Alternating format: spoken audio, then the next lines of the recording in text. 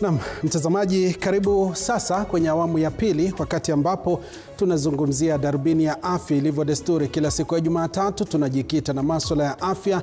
Leo tukiangazia ugonjwa wa kifua kikuu, ukipenda tuberculosis. Ni ugonjwa ambao ni swala la afya ya umma, na ikumbukwe kwamba tunapozungumzia ugonjwa wa kifua kikuu, kulingana na WHO duniani kote, takriban watu milioni 1 hufariki dunia kila mwaka wakati ambapo wanapatwa na maradhi ya ugonjwa huu wa kifua kikuu.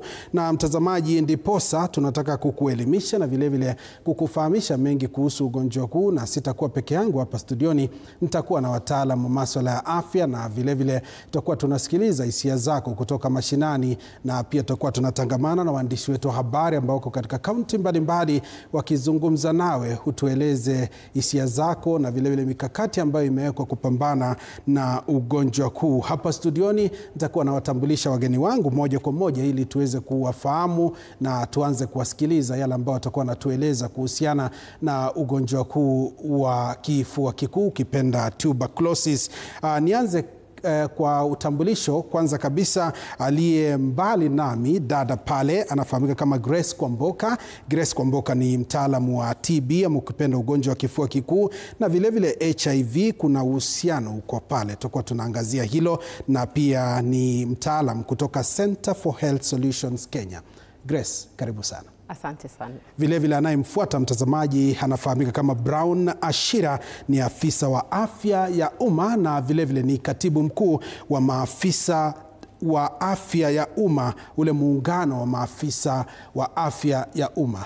Karibu sana. Nashukuru Joash. Na karibu sana. Vile vile niko naye Victor Ongeri ambaye ni afisa tabibu kutoka The Karen Hospital. Victor Ongeri, karibu. Asante sana. Vile vile mtazamaji, niko naye Rose Mbithe ambaye ni mhudumu wa afya nyumbani maarufu CHP. Karibu sana Rose. Asante sana. Na mtazamaji, kwa namna hiyo ndivyo tunavyoanza mazungumzo yetu asubuhi hii, ili tukuweke sawa kuhusiana na ugonjwa wa kifua kikuu na tukue na ufahamu tosha ni vipi tunafaa kukabiliana na ugonjwa wa kifua kikuu, ama ukipenda tuberculosis. Na kwanza kabisa, nilivyowatambulisha, nianze naye Grace Kwamboka. Karibu sana Grace. Na tunapozungumzia ugonjwa wa kifua kikuu ama TB, ni ugonjwa ambao hivi sasa ni swala la afya ya umma. It's a public health concern. Na tunapozungumzia hili, labda kwa kutufungulia, huu ni ugonjwa aina gani? Asante sana Joash kwa hilo swali. Na vile ambavyo amewaeleza, nafanya kazi katika organization ambayo inaitwa Center for Health Solution. Mtaniwia radhi kwa sababu mtachanganya Kiswahili na Kizungu. Ndio. Na vile vile tunafanya kazi kwa pamoja na Wizara ya Afya katika kitengo cha kifua kikuu. So swali lako vile umeuliza, ugonjwa wa kifua kikuu ni nini, ama vile inafahamika kama TB ama tuberculosis. Kwanza kabisa nataka kueleza umma kwamba ugonjwa wa TB ni ugonjwa ambao unatiba. Kifua kikuu inatiba na inakinga. Ndio. Na bado inaendelea kuwa tishio kubwa katika kitaifa. Ndio. Na vile vile shirika la afya duniani WHO bado inaweka Kenya katika nambari 30, kuonyesha bado tuko na kifua kikuu bado iko zaidi. Ndiyo. Na vile vile ugonjwa wa HIV. Lakini vile bado nitaendelea kueleza, haimaanishi kuwa mtu ambaye akona ugonjwa wa kifua kikuu pia anaweza kuwa kuna maambukizi ya HIV. Ndiyo. Lakini nataka kusema kwamba ugonjwa wa TB, ugonjwa wa kifua kikuu ni ugonjwa unaambukiza kwa hewa. Vile mtu anaweza kohoa, anaweza kuwa na kikohozi, na mtu mwingine anaweza pata. Ndiyo. Yule ambaye akona hizo vijidudu ama germs za TB. Ndiyo. Na vile vile nataka kueleza tuko na TB ya aina mbili. Kuna ile TB ya kawaida ambayo tunaita drug sensitive TB, na kuna ile TB sugu. Mara nyingi utasikia watu wanasema ni TB sugu. Na hiyo TB sugu utapata saa zingine matibabu inaenda kwa muda mrefu, lakini sasa hivi tutakufahamisha pia kumekuwa na teknolojia ambayo sasa hivi muda wa dawa pia umepunguka. Kuna hiyo TB ya kawaida ambayo watu wengi, TB ya mapafu, watu wengi wanakuwa nayo, mtu akitoa kikohozi, na ikipimwa kwa wakati uliofaa, ukipatikana then ni vizuri unaanza matibabu. Hilo ndio nitasema kwanza. Na shukrani sana kwa kutufungulia kipindi kwa maelezo hayo. Brown Ashira, Yes. Tumesema kwamba hili ni swala la afya ya umma, na tunaposema it's a concern ni swala ambalo pia linafaa kutiliwa mkazo na maafisa wa afya. Wewe kama afisa wa afya ya umma na vile vile katibu kutoka kwa muungano wa maafisa wa afya ya umma, labda katika kukabili ugonjwa huu mumefanyaje? Nashukuru TV47 kwa asante sana Joash kwa kutualika hapa. Kwa watazamaji, naitwa Brown Ashira, mimi ni katibu mkuu muungano wa afisa wa afya ya umma na usafi. Ama kwa kimombo public health officers. Ni maafisa kwa kila kukuamuka kazi yetu tunapambana na majanga, tunapambana na magonjwa. Kazi yetu ni kuzuia magonjwa yanapokicha. Nikipea mfano wa COVID-19 juzi, tulipambana na magonjwa so that tuweze kupunguza makali ya magonjwa na tuweze kuhakikisha kwamba Wakenya ama watu wanaishi katika mazingira ambayo ni safi na yale ambayo ni mzuri. Na kukija kwa swali zako ni kusema kwamba TB ama kifua kikuu ni mojawapo ya magonjwa ambayo ni sugu, ni hatari sana duniani. Na ni magonjwa ambayo yanaweza kuzuilika ama they can be prevented ama kuzuilika. Manake jinsi mwenzangu alivyosema ni ugonjwa ambao unasambazwa na kupitia katika hali ya kukohoa. Iwapo niko na virusi ama vidudu vya TB, ninapokaa karibu na wewe nikianza kukohoa, waweza kupata virusi hivyo ama vidudu hivyo. Kwa hivyo sisi kama maafisa wa afya ya umma na usafi, kazi yetu ama jukumu letu kubwa ni kuhakikisha kwamba tunafanya ile inaitwa contact tracing, ama tunaangalia kwamba tupunguze makali ya magonjwa haya. Tunahakikisha kwamba tunafanya ile inaitwa open barazas, tunafanya kwamba tunafanya kuelimisha watu through health education, kupitia katika hali ya kuelimisha watu kulingana na makali haya ya TB, ndiposa tuweze kujikinga nayo na kuonyesha kwamba ni vizuri hata kama unapokaa mahali usikae mahali ambapo pako overcrowded.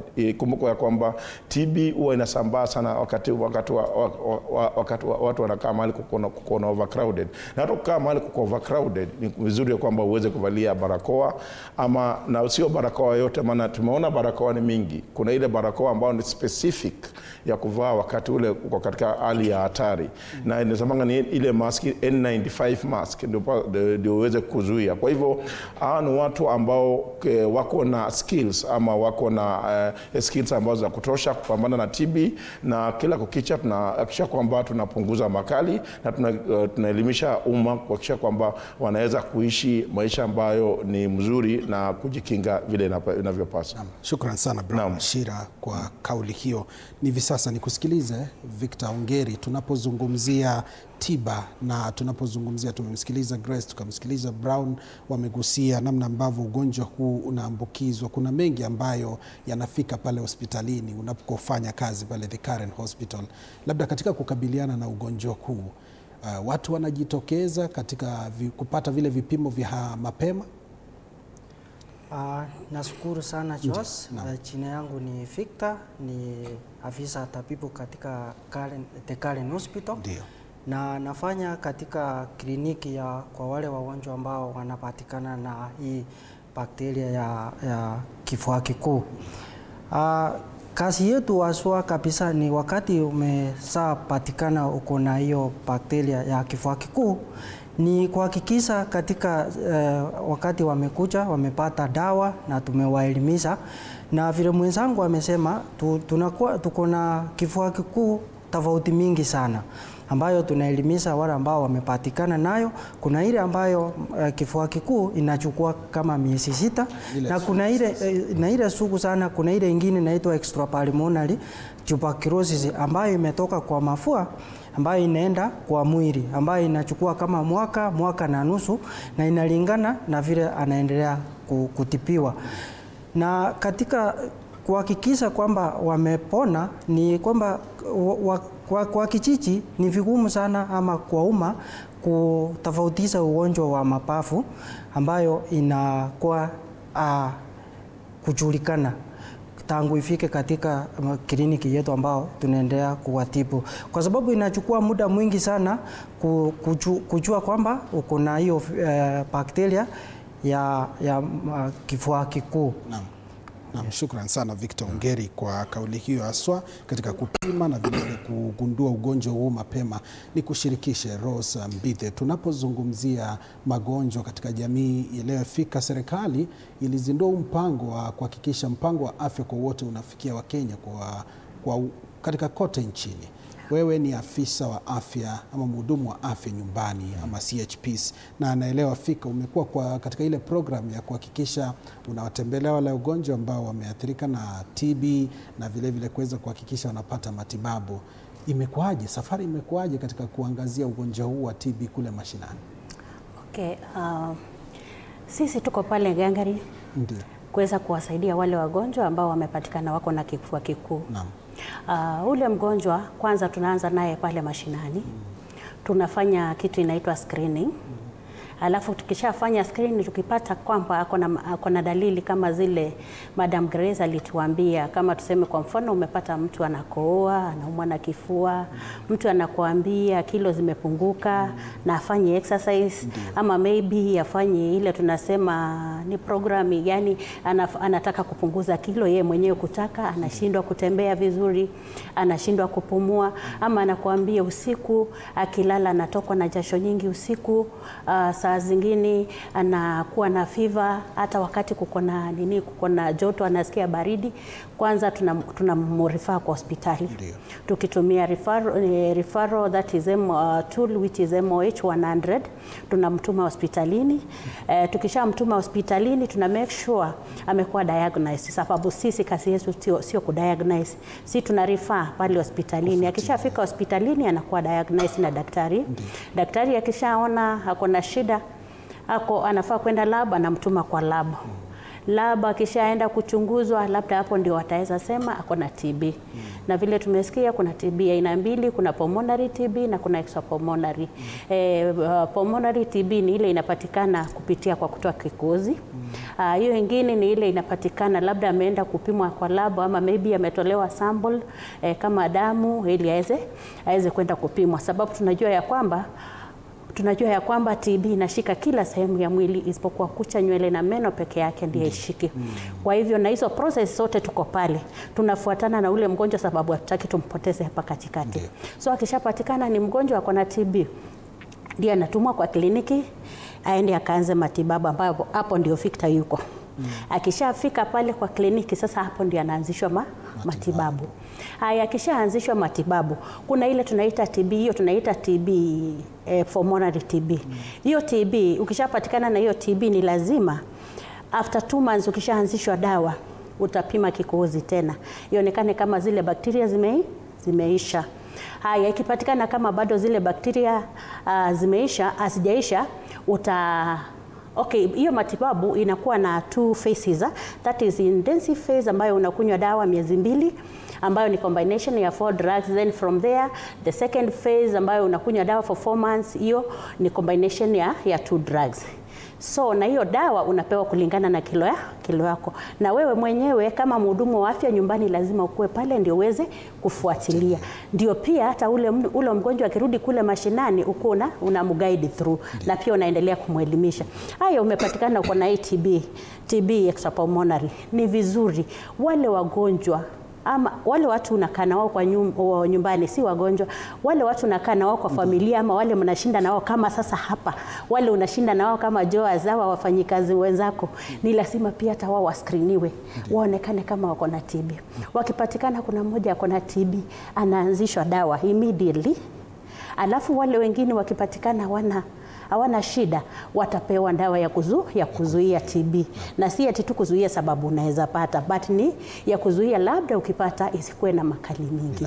Hiyo ndio tunafanya, ile tunaita that is contact tracing. Shukrani sana. Tutakuwa tunaendelea na mengi zaidi tunapozungumzia swala hili. Grace, hivi sasa tukizungumzia ugonjwa huu, ni ugonjwa ambao kulingana na utafiti nikipitia kwamba ni ugonjwa unaweza kana ugonjwa mwaka mzima bila kujua. Labda hivi sasa tunapozungumzia Kenya tuko vipi katika kuchunguza, kupima na vile vile kutibu? Tunaafikia wale wote ambao wameathirika kwa wakati, au bado kuna changamoto hapa? Asante, na kuongezea kabla sija kujibu, TB vile amesema kuna aina mbili, kuna TB ya mapafu ndio tunaita pulmonary TB kwa lugha ya Kimombo, na kuna extra pulmonary TB, TB ambayo iko nje ya mapafu. Sasa kawaida tunapata watu wengi wako na TB ya mapafu. Hii nje ya mapafu, kuna mtu ushasikia anakuambia alipatikana na TB ya tumbo, TB ya akili, TB ya mifupa. TB inaweza pata mtu sehemu zote za mwili isipokuwa nywele, meno na kucha. I hope that najua ni hair, nails and teeth. Yeah, TB inaweza kupata sehemu yote ya mwili. So kuna hizo aina mbili za TB.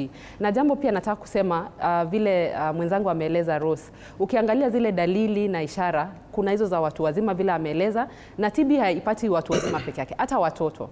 Kwa sababu kuna zile ishara utaona kwa mtoto, labda kuna mtoto alikuwa mchangamfu anacheza lakini sasa hachezi vizuri. Akona kitu inaitwa reduced playfulness. Kuna yule mwingine tunasema akona failure to thrive. Akienda kwa daktari wa lishe bora, nutritionist, utasikia anasema huyu mtoto haongezi kilo. So tayari kuna zile dalili utakuwa unaona kwa mtu. Lakini niseme hayo, Kenya imepiga hatua ndio kuhakikisha kuwa tunajaribu kupunguza vile visa tunapata. Lakini tuko na bado asilimia kama 40 za visa ambazo bado hazijagundulika. Watu wako kwa vijiji, wako manyumbani. Hata hapa kwa ofisi. Yes, hata kwa ofisi. Watu wako kila mahali. So vile takwimu zinatuonyesha kuna asilimia 40 ambao ya watu bado hatujawagundua. So inamaanisha bado TB iko kwa community, lakini tunafaa kufanya jambo. Jambo la kwanza, tunafaa kuhakikisha tumepima kila mtu. Tunasema tunafanya kitu inaitwa TB screening, tunafanya kitu inaitwa active case finding. Tunahakikisha kuwa pima kila mtu. Mtu akiingia kwenye hospitali, labda ameleta mtoto, labda amevunjika mguu, amekuja kuona mgonjwa kwa ward, tunasema tunapima kila mtu, tunauliza tu maswali. Na maswali ni ameongea vile shirika la afya WHO inasema kuna symptoms, kuna zile dalili, unaangalia dalili kama 4, then kwa mtoto pia. So kila wakati ukienda hospitali tunafaa kuangazia hiyo. Then ukishapatikana, kuna zile vipimo tume-advance hata in terms of technology. Teknolojia yetu saizi imesonga mbele kulingana na zile statistics tuko nazo. So kwa sasa mtu anaweza enda kupimwa, akuje tupime na digital chest x-ray ambayo zamani hatukuwa nayo. Tunaweza pata hizi visa mapema, na vile nimekuambia watu wengi hawajagunduliwa. So wakikuja mapema through support ya CHP, wakiona kwa community, wanawatuma kwa facility. So mtu akikuja mapema, then tunawagundua na wanaanzishwa matibabu kwa haraka. Jambo lingine, kuna masuala ya ubaguzi. Mtu anaona siwezi enda kwa sababu hata kama tunasema kuna visa bado havijagunduliwa, lakini kuna mtu hata akikohoa anaona labda amerogwa. Kuna hizo mila na desturi watu wanazo. Sasa mtu anaona siwezi enda, kuna watu watanibagua kwa sababu nimepatikana na ugonjwa wa TB. So naweza sema Kenya yes imepiga hatua, lakini bado tuko na hizo visa hatujapata. Lakini pia tumepiga hatua kwa teknolojia. Kuna mifumo mpya ambayo ya kisasa ambayo tunaweza pata hao watu mapema wenye wako na kifua kikuu na tuwatibu kwa muda unaofaa. Jambo lingine, vile daktari pia alikuwa anaeleza, nataka kuhakikisha kuelimisha umma kuwa ukiwa na ugonjwa wa TB haimaanishi pia uko na virusi vya ukimwi. Lakini tunasema ukija hospitali umepatikana na ugonjwa wa TB, ni vizuri tunapima pia hali yako ya HIV. Ndio. Then tukiona iko sawa, unaendelea na matibabu. Lakini tukipata pia uko na virusi, kwa sababu kuna asilimia kama 20% unapata wako na ugonjwa wa kifua kikuu na pia wako na virusi vya ukimwi. Lakini ukipatikana na zote bado ni sawa, utaanzishwa matibabu ya dawa ya kifua kikuu, matibabu ya kifua kikuu, then uanzishwe matibabu ya virusi. Lakini haimaanishi, nataka kueleza umma, haimaanishi kuwa mtu ako na TB ako na virusi vya HIV, na pia yule ako na HIV haimaanishi kuwa pia ako na TB. Ni vile yule mgonjwa ambaye anaishi na virusi, kama haja achieve kitu inaitwa viral load suppression, maybe immunity pia iko chini, kinga ya mwili iko chini, anaweza kuwa katika hali ya kuambukizwa haraka. Na TB ni kifua kikuu, ni ule ugonjwa ambao unaweza mpata kwa urahisi. Bila shaka. Na shukrani sana Grace kwa hilo. Nilikuwa nikuulize lakini umetangulia mbele. Brown Ashira, tukizungumzia swala hili amegusia uhusiano kati ya HIV na vile ugonjwa wa kifua kikuu. Na kuna swala ambalo linajitokeza la immunity. Ukipata kwamba kwa sababu HIV inapunguza ile immunity ya mwili, inaathirika zaidi, unapata ugonjwa wa TB. Tunapozungumzia ule uelewa na vile vile wataalamu wa afya. Unatoka katika muungano wa wahudumu wa afya ambao ni maafisa wa afya ya umma. Tukizungumzia ile capacity building kwa wataalamu wa afya, unadhani washikadau wameshiriki kuwapiga jeki wataalamu wa afya? Na kuna pengo zaidi. Kabla nijibu swali lako, wacha niseme namna hii. Kati ya zile kazi maafisa wa afya ya umma wanafanya ama health workers tunafanya, ni kufuatilia wale wagonjwa ambao wako na TB sugu ama wale active case finding. Maana ukipunguza wale wagonjwa wale wako na hizo cases katika communities zetu, utapata kwamba tutapunguza hayo makali. Utapata kwamba tutawatoa pale na tutaweka wale kwa isolation waweze kuangaliwa na wapewe dawa. Lakini tumekuwa na changamoto kubwa, maana sana serikali ijapiga jeki. Ukumbuke ya kwamba wakati tulikuwa na corona COVID-19, tulipigia jitihada mambo ya kujizuia. Na wakati ule TB cases, hata ukiangalia research, hata zilirudi chini. Cases za TB ama ugonjwa wa kifua kikuu zilirudi chini, maana wakati ule tulikuwa na mambo ya social distancing, tulikuwa na mambo ya kuvalia barakoa, tukakuwa na mambo na watu ambao wanatilia maanani masuala ya usafi. Ndiposa ukapata kwamba vile virusi ama ile bakteria za TB zirudi chini. Lakini last year 2024 ama 2023 zile bakteria zilienda juu, maana pia watu walirudi katika normal living. Tukakosa kuzingatia ile masuala yanafaa kuzingatia. Kama ni overcrowding, tunaenda pale kanisani. Maana kumbuka TB inaambukiza siku kwa watu peke yake, hata kuongea kwa karibu. Kama niko na TB na ni kuongelesha kwa karibu unapata. Hata kuweza so long as kwa karibu na mtu ambaye ako infected na naongea na mnaweza karibiana kwa karibu, unaweza pata. Maana hizo vitu za overcrowding, yale maneno ya overcrowding pia watu hatujaweza kuangalia. Nikirudi kwa swali lako, kama serikali imetupiga jeki wale wafanyakazi wa afya, ni kwamba bado tuko chini. Jinsi vile amekueleza daktari amekwambia, ni kwamba bado kuna uhaba wa wafanyakazi wa afya. Maana hata ukiangalia katika ile ratios zile ambazo WHO ina recommend, hao watu wanapigana na hii TB. Unajua pia wafanyakazi wa afya wako at risk, maana wanapopigana na wagonjwa wa TB, mfano tukienda kushika watu wa TB wale ambao wako drug resistant, maana wao wanashikwa kulingana na Public Health Act Cap 42. Ile Public Health Act Cap 42, maana kama mtu ameresist kunywa dawa, huwa anafaa kuchukuliwa, atolewe kwa wale wazima, awekwe mahali, apewe dawa. Ile kinaitwa DOT, ile direct observed treatment, ile ambayo mtu anaangaliwa. Mfano nikuje nimehakikisha kwamba nimekupea dawa na umekunywa nikiona, direct observed treatment. Maana uwezi assume tu huyu mtu amekunywa dawa kwa kupewa tu na kijeshi. Maana huyo mtu ni sumu, akienda kwa wale wengine anasambaza virusi. Kwa hivyo ni vizuri serikali iweze kuajiri maafisa wa kutosha wa afya, ndipo tuweze kupigana na ugonjwa wa TB, na pia tuwekeze katika gene expert, because machines za kutambua ugonjwa huu pia ziko chini. Nafaa tuweze kuwekeza katika machines, tuwekeze katika wafanyikazi wetu, zipoza tuhakikisha kwamba watu ni wa kutosha na wakuweza kupigana na ugonjwa huo. Ndio. Naam, shukrani sana Brown Ashira. Ni kushirikisha Victor katika swala hili. Amegusia masuala ya utafiti wa kimatibabu. Wewe ni afisa tabibu na anaelewa fika unakofanya ni hospitali ya kibinafsi, na mambo ni tofauti ukilinganisha vituo vya afya vya serikali na vile vile vituo vya kibinafsi. Katika hili swala la utafiti, wewe kama afisa tabibu, nadhani kwamba utafiti ambao unafanywa humu nchini umetosha kukabili magonjwa kama kifua kikuu kwa mtazamo wako? Nashukuru sana Josh. Kabla sijakuja kwa hiyo swala yenye umeniuliza, ningependa kuongezea kwamba hii ugonjwa wa kifua kikuu ambayo kama mtu ama mgonjwa kwa community ama mahali mnaishi pamoja amepata hiyo bakteria ya kifua kikuu, akikoa ama akiongea, hiyo unaweza tunasema unapumua hiyo droplet ya bakteria ambayo ukinieli wewe kama uko sawa inakaa kwa mapafu yako kwa muda sana, ambayo tunasema hiyo bakteria ina multiply pole pole, ambayo inaweza kaa miaka tangu inangojea mpaka wakati immunity, hiyo kinga ya mwili wakati inaenda chini, ndio unapata hiyo bakteria imeanza kuenea ama imeanza kukulemea kwa mwili.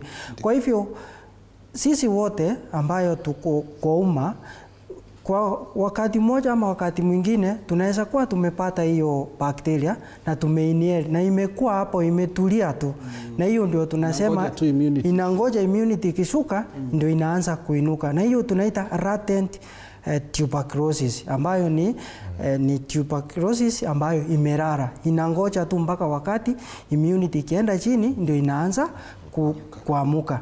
Kwa mfano ukiangalia kama mahali ni tunafanya hizo hospitali kama The Karen, unapata kuna hii wameita extrapulmonary tuberculosis, ambayo hii bakteria wakati imetoka inaenda mpaka kwa moyo, inasumbua, inakaa hapo, inatengeneza maji ambayo inahitaji kutibiwa. Kwa kurudia swali lako ni kwamba private hospitali ambapo tunajitahidi na unapata wanakuwa na hizo machines, vipimo ya kujaribu kutafuta hiyo diagnosis ya hiyo ugonjwa.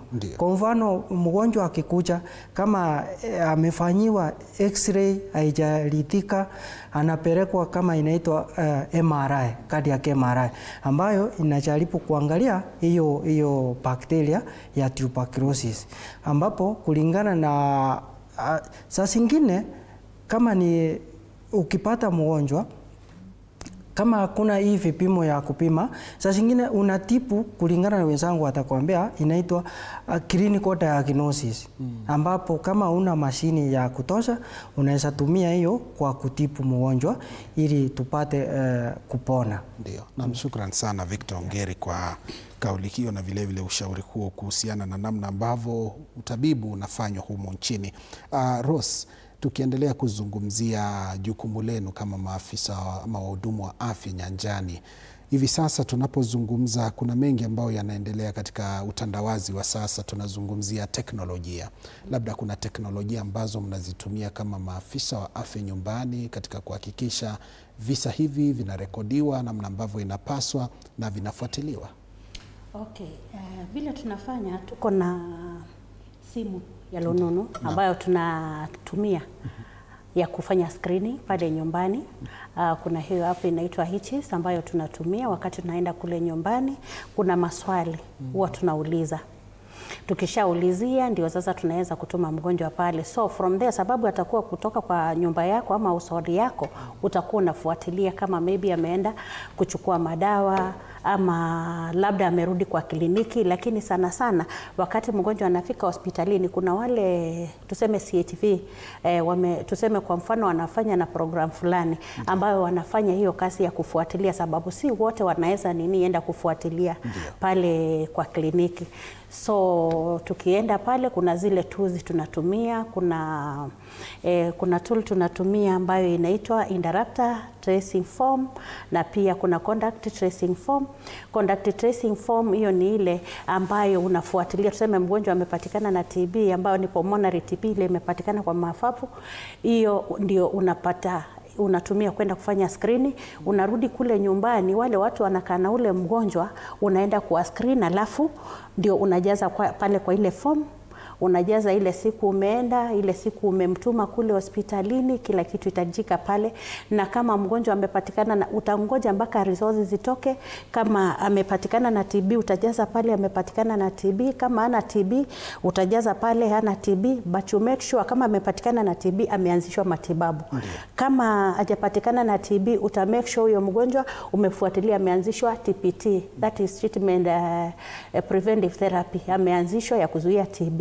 Haya, tuseme kwa mfano kuna ule atakwambia yeye si mgonjwa atakunywa dawa, ni sawa tu, tutamwelimisha umuhimu wa wa kukunywa hiyo preventive therapy ndio asije akapata hiyo TB. Haya, kuna hiyo tool nyingine inaitwa interrupter form. Hiyo nayo ni ule mgonjwa alianza matibabu na maybe amefika mahali akasikia kwa sawa na akaacha matibabu. Na mara nyingi hata magonjwa mengine hisi uko sawa, uko sawa, unatoroka. Sasa anaachilia ile matibabu, anaona sasa niko sawa. Ajui kwamba wakati anaachilia matibabu inamletea shida nyingine, sababu sasa hiyo ndio inaita kuleta ile multi resistant TB, ile tunasema TB sugu. Kwa hivyo lazima utumie pia ile form, uende ukamtafute kule kijijini ili uweze kumrejesha tena pale aweze kuendelea na matibabu. Kwa hivyo hizo ndio vitu zile tunatumia pale. Na labda nikuulize, kwa sababu naelewa fika kuna ile sheria ya kuhakikisha ile Digital Health Act ambayo ilipitishwa na serikali ya sasa katika kutekeleza UHC. Inafanya kazi? Tunaweza sema inafanya kwa asilimia asilimia tuseme 50-50. 50-50. Kumaanisha kuna juhudi zinafaa kuwekwa. Kuna juhudi kidogo. Shukrani sana kwa hilo. Kidogo. Grace, nije kwako. Tuzungumzie Kenya. Najua kwamba una utafiti ambao ulifanywa mwaka 2021. Kenya inaripoti takriban visa 1,100 ambavyo vinarekodiwa. Na tumeweza kuona kwamba 40% ni wale ambao haijagunduliwa, wako tu katika miongoni mwetu, lakini bado iko ile ulisema latent infection ziko tu zimetulia. Tunapozungumzia hilo, tangu mwaka 2015 kama taifa tumepiga hatua gani katika kupunguza maafa na vile vile kutibu? Asante kwa hilo swali. So vile nilikuwa nimesema hapo awali, Kenya imepiga hatua. Na tumeona kukiangalia hizo takrimu ambazo tuna rekodi kila wakati Kenya mzima, unapata wale watu ambao tunawapata kila mwaka tunaongeza idadi. Inamaanisha kuwa tunapata zile visa. Na vile daktari pia alieleza, kuna yule ambayo hana TB lakini tunamwambia hameze dawa ya kuzuia TB ambayo tunaita TB preventive therapy, na anajua pia wameongelelea. So unapata mtu ako na ile latent TB. Sana pia unapata wafanyikazi wa hospitali, kuna wale watu hata kwa prison, kwa sababu wanakaa wote kwa pamoja. Kuna wale tuna encourage, umekuja nyumbani umepatikana na TB, kuna wale unaishi na hao, kuna watoto. So tuna encourage wanakunywa hiyo TB, dawa ya kuzuia kifua kikuu ama ya kuzuia TB. Sasa ukiangalia hapo awali hatukuwa na vitu kama hivyo. Zamani hiyo miaka hatukuwa na hiyo dawa ya kuzuia. Lakini kwa sasa tumeelimisha umma na ni jambo ambalo tunaendelea kusisitiza, kwa sababu kama haujapatikana na TB lakini unaishi kuna watu wamepatikana wenye labda mnashiriki nao kila wakati, tuna encourage mtu akunywe hiyo dawa ya kuzuia. Jambo lingine, tokea hiyo wakati, Kenya ni nchi ambayo imekuwa na wafadhili wengi sana kwa muda. Tumezoea wafadhili, tumezoea kupata msaada. Na unaweza kubaliana na mimi tangu US aingie usukani, mambo mengi yalifanyika. Kulikuwa na ile wakati hata kazi watu walisimama, kulikuwa na hiyo stop work order. Na unajua tunategemea sana kwa sababu wameshirikiana na sisi kwa mambo ya kuangamiza TB na pia virusi vya ukimwi. So Kenya imepiga hatua, tunaendelea kuhakikisha kuwa vile hata bajeti inapotengenezwa kuna asilimia gani inaenda kuwekwa kuangazia maneno ya TB, hiyo kifua kikuu na maneno ya HIV. So that kwa sababu inahitaji pesa nyingi kupigana nao. Inahitaji ukuwe na effort nyingi kwenda kwa community kuscreen, kuensure watu wamekuja kwa hospitali. So kuna hiyo kuhakikisha kwa bajeti, hata kwa county. Tunajua health is a devolved function.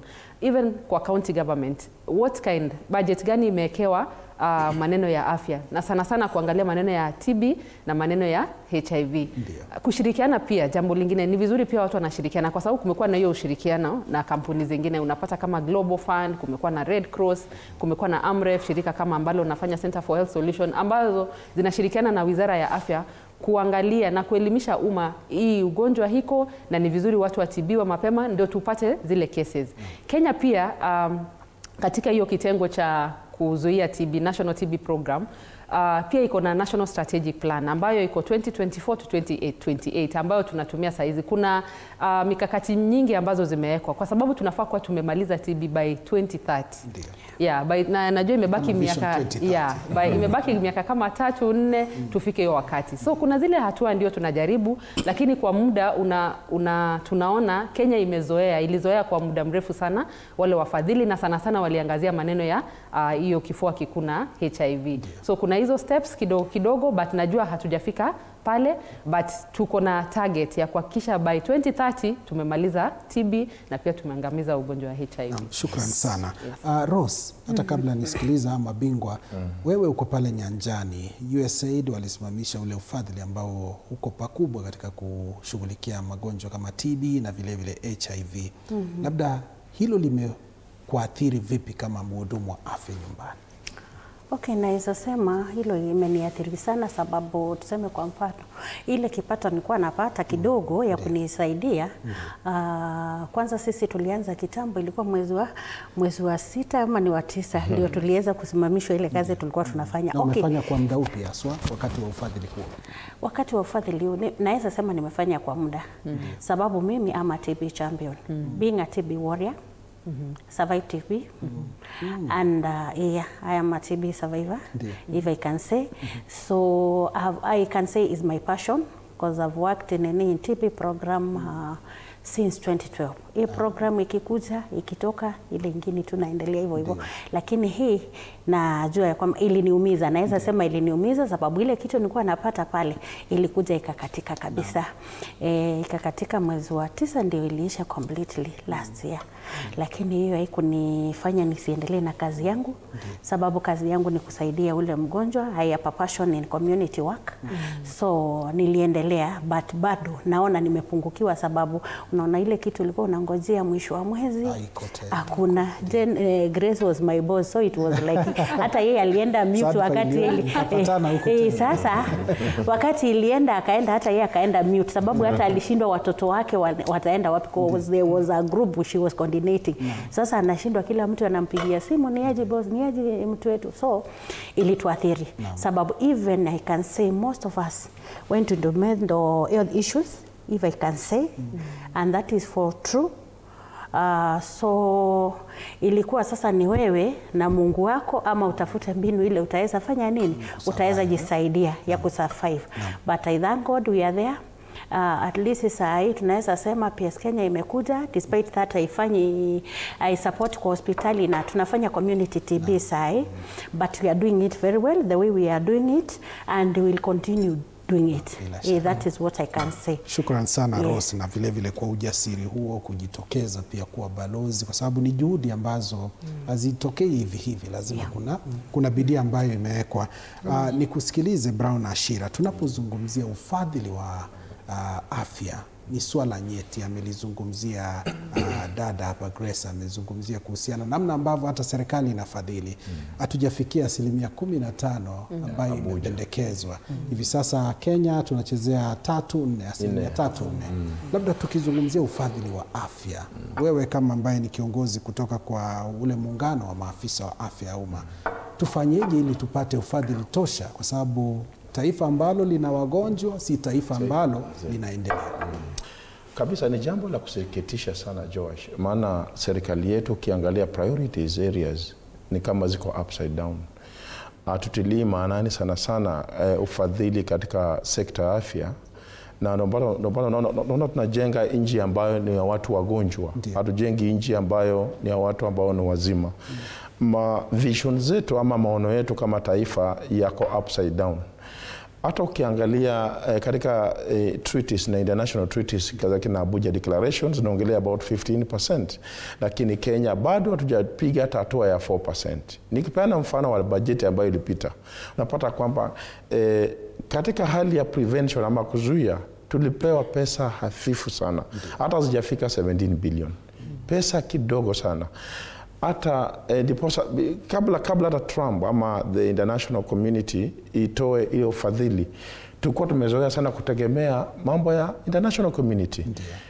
kidogo kidogo I think imetufungua macho, maana sisi kama taifa na taifa ya mataifa mengi ya Afrika tumekuwa sana sana tukitegemea mambo kama ya TB na malaria na nini, tumekuwa tukitegemea sana international communities, NGOs kuweza kuzifadhili. Ni vizuri nchi ama serikali iweze kutilia maanani swala nzima la ufadhili. Watu wote ambao wanasimamia, wale viongozi wetu katika Wizara ya Afya, ni vizuri waweze kutilia upato wakati tunafanya appropriations, tuweze kuhakikisha kwamba appropriations katika ufadhili wa afya zimewekwa juu. Ukiangalia mfano education na uangalie, because ni vitu tatu, education na security na afya ni vitu tatu, ni viungo muhimu sana kwenye nchi kuendelea. Ukipata kwamba serikali haiwekezi katika education, haiwekezi katika afya, ujua tu ya kwamba Bwana Joash, tutakuwa tunakaa na nchi ambayo ni nchi ya magonjwa. Kwa hivyo na tunaona kama hata vitu kama PPEs, protective gears, hata wafanyikazi wetu wa afya hawajapewa PPEs ambazo zinastahili kuweza kuzuia. Tunapigana na magonjwa Joash, ila ambao sisi wenyewe hatuwezi kujizuia, hatuna vifaa vya kimsingi vya tuweza kujizuia. Ukiuliza kama CHPs ama pale manjanya, unatumwa pale, unakufanya contact tracing, unafuatilia wale wagonjwa wa TB, lakini wewe mwenyewe hauna vile vifaa ambavyo vya kutosha.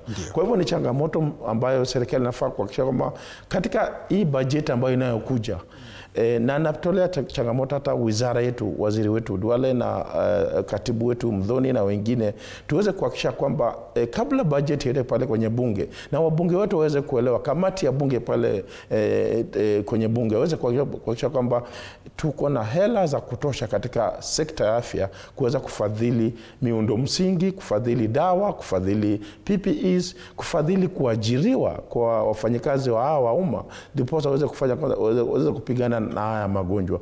Tusikae tu chini kusema kwamba tuko na mambo mengine, lakini katika kufadhili hatuwekezi vile inavyofaa. Naam, shukrani sana Brown Ashira. Victor Ongeri, labda kwa kuongezea hayo ambayo wamezungumzia, labda wito wako ungekuwa upi kwa washikadau, serikali na vile vile wale wawekezaji wa sekta ya kibinafsi katika kuboresha afya? Kitu ambayo naweza sema ni kuambia serikali ambayo iweze kusaidia wahuduma wa afya ili waweze kusaidia kuhudumia wananchi. Kama hawataweza kuwasaidia, itakuwa ni vigumu sana kukabidhi ugonjwa wa kifua kikuu. Bila shaka. Naam, shukrani sana Victor Ongeri. Mtazamaji, tunaendelea na mazungumzo hapa studioni kukuweka sawa kuhusiana na ugonjwa wa kifua kikuu, ukipenda tuberculosis. Ni ugonjwa ambao hivi sasa unaangaziwa, na iwapo mikakati kabambe na juhudi zitawekwa, basi huenda tukawa na taifa ambalo limeathirika pakubwa na ugonjwa huu wa TB. Na ndiposa mtazamaji, pia tunakushirikisha ukiwa pale nyumbani unatutazama kwa sasa katika mitandao yetu ya kijamii, kupitia kwenye runinga, sema nasi. Nambari zetu ziko wazi kabisa. Wataalamu hapa studioni wako tayari. Ukiuliza swali kuhusiana na ugonjwa wa kifua kikuu, basi utakuwa unapata jawabu. Na ni vizuri pia nikueleze baadhi ya dalili ambazo utaziona wakati ambapo umeathirika na ugonjwa wa kifua kikuu. Ni pamoja na kupumua kwa shida ama kwa tabu, na vile vile kuna kikohozi kisichoisha, uzito kupungua, rangi ya ngozi kubadilika, na vile vile kuna kutokwa kwa jasho sana. Baadhi ya dalili ambazo zimetajwa kuhusishwa na ugonjwa huu wa kifua kikuu. Basi zungumza nasi tuseme, ili tuweze kuyadadavua kwa undani na upate uchanganuzi tosha kwa kujisaidia maishani, kwa sababu ukiwa na afya njema, maisha yako pia yanakuwa mazuri, unafanya kazi zako, na mwisho wa siku wale ambao wanakutegemea basi nao wanafurahia na wanakutilia dua uendelee kuwa na afya njema. Na ndiposa tunayaangazia haya hivi sasa. Nikutoe studioni nikupeleke kaunti ya Laikipia. Mwandishi wetu Laban Mukinda yupo katika kaunti hiyo hiyo ya Laikipia, mjini Nyahururu, atueleze wakazi wanasemaje kuhusiana na mjadala wetu wa siku ya leo. Laban Mukinda, usukani kwako. Naam, Onsare, shukran sana. Ninakupata kwa njia ya mbashara zaidi nikiwa hapa mjini Nyahururu, huku ni kaunti ya Laikipia. Nami hapa vile vile ninao tu wenyeji kutoka kaunti hii, hususan mji huu wa Nyahururu, ambao ningependa kuhusisha katika mjadala wa siku leo. Tusikie wao kama wenyeji kutoka Nyahururu wanahisia zipi au wanaofahamu upi kuhusiana na ugonjwa wa kifua kikuu, kwa kizungu tuberculosis? Karibu tu ndani ya TV47. Kianza kwa majina, tueleze wewe kama mwenyeji kutoka mji huu wa Nyahururu unaofahamu upi kuhusiana na ugonjwa wa kifua kikuu? Kwa majina naitwa Peter Wagura. Mimi ni mkaaji na mwenyeji wa jijini letu la Nyahururu. Hapa ni katika Igwamete Ward. Mimi langu kuhusu hii ugonjwa ya kifua kikuu ama TB, mimi ni kuomba tu serikali iweze kupigana na hii maradhi ya ugonjwa huu, ili tuweze kuona ya kwamba wagonjwa wetu hawakufi kwa sababu ya kifua kikuu. Kwa manake serikali imekabiliana, tumepata dawa la ule mgonjwa ametibiwa kulingana na vile anafaa kutibiwa. So bwana Laba, nikiomba tu serikali ifuatilie sana wenye wanatibu haya magonjwa ya TB katika eneo letu la hospitali yetu ya Rifaro ya Nyahururu. Wafuatilie ya kwamba na wapate hawa watu wanapata dawa na pia wanatibiwa kulingana na hali ya ugonjwa yenye ule mgonjwa ako naye. Wewe binafsi unaufahamu upi kuhusiana na ugonjwa wa kifua kikuu? Ule ufahamu niko nayo kuhusu ugonjwa hii ya kifua kikuu ni kuona ya kwamba ati mgonjwa yeyote akikunywa dawa mara ya kwanza anafaa pia afuatiliwe mpaka apate dawa mara ya pili, na zile dawa ziwe zinapatikana pale mahospitalini. Asante. Wewe bwana, ukikaribia tu hapa tueleze, utasonga tu hapa kwa majina, na vile vile wewe kama mwenyeji unaofahamu upi kuhusiana na ugonjwa huu wa kifua kikuu? Jina langu ni William Ng'ang'a Kariuki, ambaye anajulikana Coach Fabish kutoka town hii ya Nyahururu, Igwamete Ward, county ya Laikipia. TB imekuwa ni changamoto sana. Ni kama national disaster ya hii ugonjwa. Manake kama uko na TB usikaribie ambao hawana, juu sasa hiyo inaletwa na baridi. Uwe unafaa vizuri ili kukabiliana na hiyo baridi. Changamoto ile tuko naye hapa katika hospitali hii yetu ya Rifaro ya Nyahururu ni eti ya kwamba madawa ukienda katika ile hospitali utakuta hakuna, na pia serikali huwa inatoa pesa katika hii Rifaro Hospital, lakini ukienda huko kwa hospitali huwezi pata dawa hata moja kukabiliana na hii janga kubwa la TB ama kifua kikuu. Yeah. Kwa hivyo unahisi kuwa bado kifua kikuu ni changamoto katika nchi ya Kenya? Hii kifua kikuu ni changamoto sana katika taifa letu la Kenya. Ni kama hii ugonjwa ya AIDS. Juu utakuta hii usipokabilia vizuri hii TB ama tuberculosis unaweza kufa ama kuaga haraka. Asante. Na wewe bwana, ukianza kwa majina, tueleze unaofahamu upi kuhusiana na ugonjwa wa TB, na je, kwa maoni yako unahisi kuwa serikali kuu vile vile serikali ya county imeweza kuweka juhudi mwafaka ili kukabiliana na TB? Kwa majina naitwa Jega Francis, mimi ni mwenyeji wa Laikipia County, mji wa Nyahururu. Kwa upande wa ugonjwa wa kifua kikuu, kwangu naona ya kwamba huo ugonjwa ni ugonjwa ambao ni hatari sana, lakini shinda ambayo tuko nazo ni ya kwamba ukosefu wa madawa katika mazahanati na katika hospitali zetu. Hata jana nilisikia rais akiwa upande wa Samburu akisema ya kwamba kuna changamoto la madawa.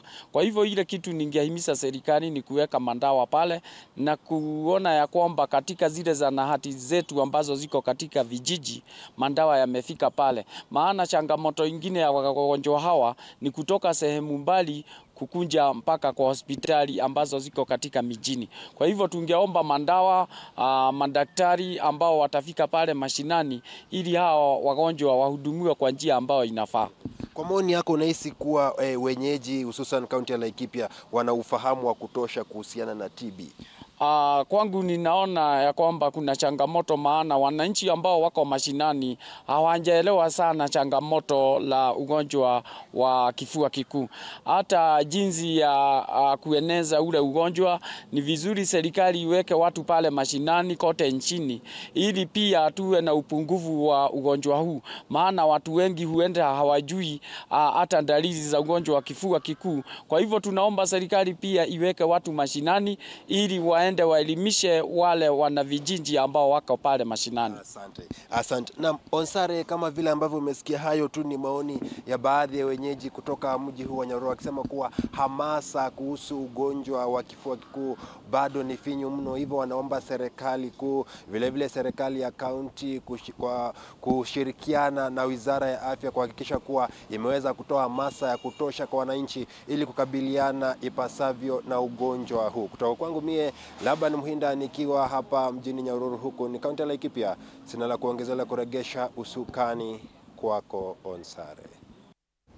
Na shukran sana Laban Muhinda, ukizungumza na baadhi ya wakazi kutoka kaunti ya Laikipia wakigusia swala hili nyeti kabisa tunapozungumzia ugonjwa wa kifua kikuu. Ni swala la afya ya umma, na iwapo mtu mmoja katika jamii basi atapatikana kuwa na ugonjwa huu, huenda jamii nzima ikaathirika pakubwa, na madhara yake yamo, na vile vile unapata kwamba uchumi utaathirika, uchumi wa mtu binafsi pia utaathirika, na mwisho wa siku alivyosema Brown Ashira kwamba wagonjwa watakuwa wengi na vile vile uchumi wa taifa utadidimia, kauli ambazo tunazidi kuziangazia hapa studioni tukizungumza na wataalam wa afya aswa katika swala hili ambalo tunaliangazia asubuhi hii. Mchana huu wa leo saa 6 imeshatimu, na ni watambulishe tena kama ndo mwanzo unajiunga nasi. Kwanza kabisa aliye mbali nami pale binti Grace Kwamboka, ni mtaalamu wa TB na vile vile HIV, na vile vile ni mtaalamu kutoka Center for Health Solutions Kenya, na anayemfuata ni Brown Ashira ambaye ni afisa wa afya ya umma na vile vile ni katibu mkuu kutoka kwa muungano wa maafisa wa afya ya umma.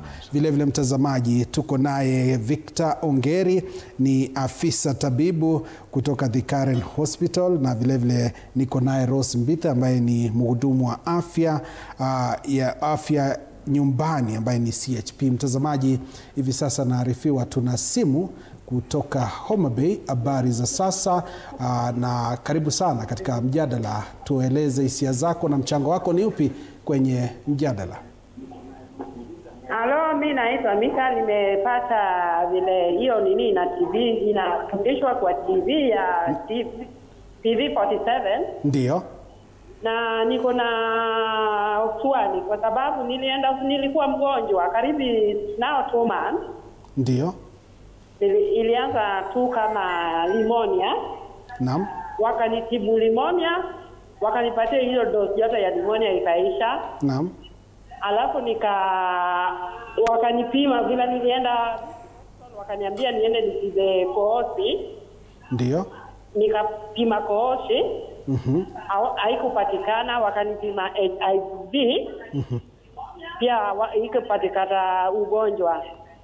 Sasa nikapigwa picha ya kifua, ijapatikana ugonjwa ya TB. Lakini vile umesema kwa mjadala, nimesikia tu hizo sign. Nasikia kifua inaniuma na niko na joto, na ikipimwa haipatikani. Sasa nitafanyaje? Hiyo kifua inaniuma lakini joto pia niko nayo mingi. Na labda umeumia kwa muda upi haswa? Kwanza vile ilianza niliumia kwa 1 week, the second week nikaenda hospitali kwa sababu nimejua more than 2 weeks ukikohoa unaenda unapimwa. Na labda uliwahi pimwa ukapatikana uko na ugonjwa wa TB kwa wakati wowote? Hapana, sijawahi pimwa. Hii ndio ya kwanza kuenda kupimwa, nikapimwa, kwanza walipima kohozi. Naam, asante sana kwa kutegea kutoka Homa Bay. Unafahamika kama Michelle Omondi, na hivi sasa acha nikushirikishe Victor, kwa sababu wewe uko katika pale kwenye matibabu kule kama afisa tabibu. Labda ushauri wako ni upi kwa huyu dada ambaye anatutazama kutoka Homa Bay?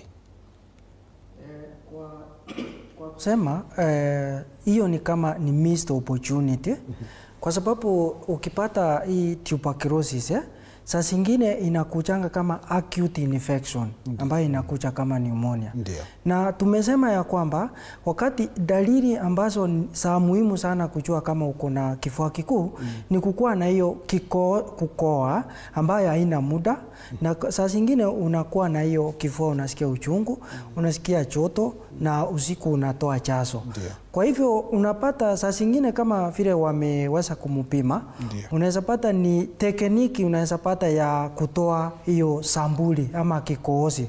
Unaweza pata alitoa makamasi, mate ambayo inastahili mhuduma wa afya anaonyesha jinsi ya kutoa hiyo kikohozi. Kwa hivyo naomba tena kama anaweza rudi hospitali ili aweze kuangaliwa kwa undani. Kuna vipimo mingi sana ambayo inaweza saidia ili kujua hiyo ugonjwa wa tuberculosis. Na kwa wakati mwingine kuna ile tunasema clinical diagnosis. Kama yeye vile ameeleza na vile amepresent, hiyo inaonyesha kwamba hakuna kifua kikuu. Ndio. Yes. Shukran sana Victor Ongeri kwa jibu hilo kwa mtazamaji wetu Mishalo Mondi kutoka kaunti ya Homa Bay. Mtazamaji, pia tunazidi kukushirikisha, iwapo uliwahi kuwa mgonjwa wa TB, pia tupe kisa chako. Utamsaidia yule ambaye ni mgonjwa kwa sehemu nyingine aweze kujifuatilia na vile vile kujiangalia upya na aweze kupata matibabu. Utakuwa unamuhimiza kwa njia moja au nyingine kutafuta matibabu. Walivyosema wataalamu hapa kwamba inafikia wakati kwamba lazima ulazimishwe unywe dawa ili usaidie jamii kwa ujumla, na hivyo ndivyo tunataka kukushirikisha. Iwapo una kisa ama wewe uliwahi pitia hapo, ni vizuri zungumza nasi, sema nasi, tupe kisa chako. Tukiendelea hivyo mambo yanakuwa shwari. Nambari za simu ziko kwenye kiwambo chako. Tupigie simu, tutumie ujumbe kwenye WhatsApp, na tutakuwa tunafurahia kutangamana nawe na vile vile kusikiliza maswali yako ili yajibiwe na wataalamu wa afya hapa studioni. Na hivi sasa tukiendelea na mazungumzo haya, vile vile mtazamaji, ni kushirikishe Grace. Hivi sasa tunazungumzia mikakati, mbinu za kileo, mbinu za kisasa. Kuna teknolojia mbalimbali zimechipuka. AI ndio hiyo iko nasi sasa, na vile vile kuna teknolojia zingine ambazo zinatumika katika kudhibiti visa hivi. Labda katika hiyo sehemu ya teknolojia tumepiga hatua kama taifa, na ni mikakati ipi inafaa kuwekwa ili tuhakikishe tunatumia teknolojia ili kusaidia jamii katika kupambana na ugonjwa wa kifua kikuu? Asante kwa hilo swali na nashukuru wakazi wa Nyahururu na Michelle. Na kwanza ningependa kujibu wale wameongea kutoka Nyahururu. Jambo la kwanza na la kusikitisha ni kuwa bado tunaendelea kuona vifo ambavyo vinatokana na kifua kikuu. We are in the 21st century. Hatufai kukuwa na vifo vinasababishwa na ugonjwa wa kifua kikuu, kwa sababu kuna tiba na kuna kinga. Then kuna swala wameongelea kuhusu dawa. Najua kwa muda mwingi wafadhili walikuwa wanashughulikia maneno ya dawa, na sasa vile naongea bado kuna dawa zipo. Kulikuwa na changamoto hapo nyuma, lakini sasa hizi nafikiri zilitatuliwa. Dawa za matibabu ya kifua kikuu yapo hospitali, so wanaweza pata pale. Then kwa Michelle, vile amesema amepimwa kikohozi, saa zingine haikupatikana, na daktari pia amemwambia ni vizuri arudi kwenye hospitali tena waangalie. Lakini pia nataka kuhamasisha umma kuwa kuna ugonjwa wa kifua kikuu na pia magonjwa mengine ya mapafu. Nowadays tunaongea kuhusu TB and other lung conditions. So inaweza kuwa ndio unasikia hizo dalili, unafikiria kuna TB, lakini saa zingine inaweza kuwa si TB. Inaweza kuwa uko na magonjwa mengine ya mapafu and other lung conditions. Unaweza kuwa na asthma, unaweza kuwa na ugonjwa mwingine tunaita COPD, chronic obstructive pulmonary disorder, unaweza kuwa na post-TB lung disease. Kuna magonjwa mengine. So ni vizuri pia nitamu-encourage arudi kwenye hospitali wafanye kipimo zaidi. Kwa swali lako ambalo umeuliza kama Kenya imepiga hatua kwa teknolojia, nataka kusema ndio, Kenya imepiga hatua. Na kwanza kabisa Kenya ilikuwa, kutokana na msaada ambao tulipata kutoka Marekani, ilikuwa among the first countries kupata zile machine za kidijitali za kupiga picha ambazo tunaita digital chest x-ray with AI.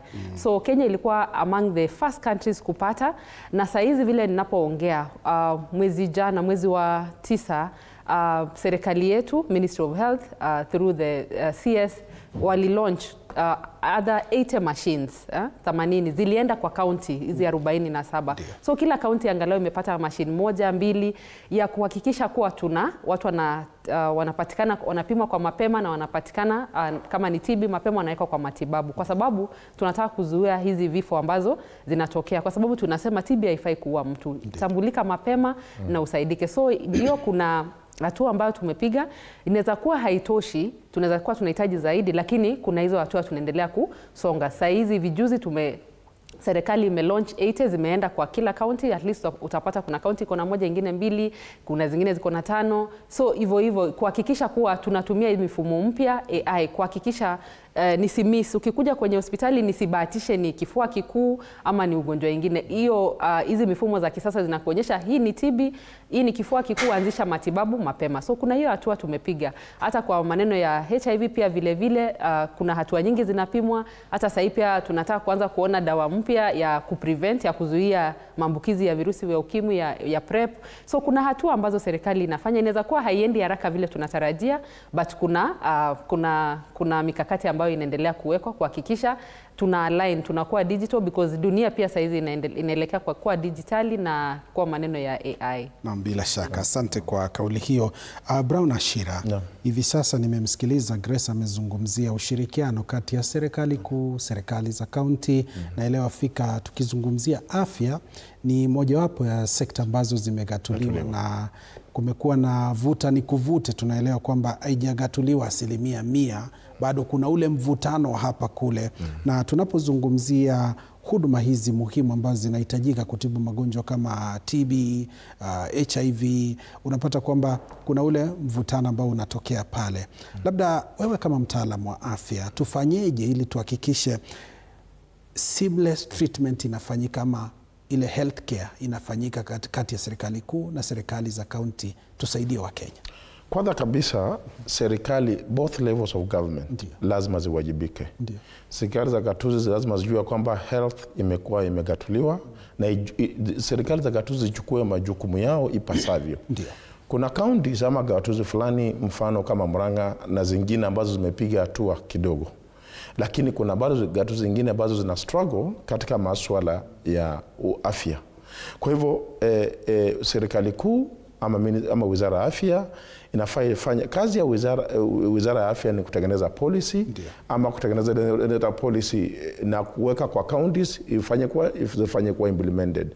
Kwa hivyo iwapo sisi wote tutachukua majukumu, kaunti zote serikali zote tutachukua majukumu vile inapasavyo, itakuwa vizuri. Number 2, sio saa yote ni kutibu Bwana Joash. Magonjwa kama TB, malaria, magonjwa kama cholera, magonjwa kama typhoid, hii magonjwa yote infectious and bacterial infections yaweza kuzuilika. Mfano, wacha nipe mfano wa smoking. Brown Ashira, tie kikomo.